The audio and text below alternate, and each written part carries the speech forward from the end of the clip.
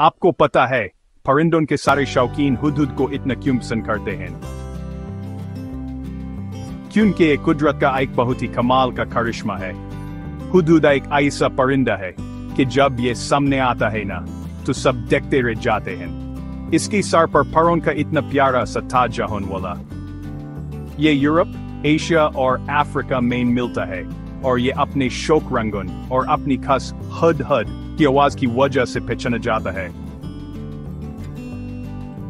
हुदहुद को खुली जगहें पसंद हैं, जिसे घास के मैदान और उनके लिए अपने पसंदीदा खाने यानी कीड़े मकोड़ों और छोटे मोटे छिपकलियों की शिगे बिल्कुल आला होती हैं।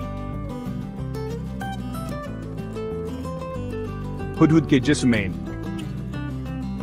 ऐसी खास जगह होती है जहां से एक बदबूदार चीज निकलती है, जिससे शिकारी जानवर इसके पास ना ही आते।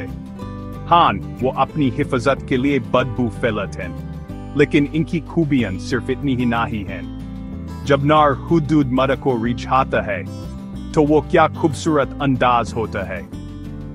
नर अपने पर फैला कर दिखाता है और मादा का दिल जीतने के लिए उसे खाना भी देता है।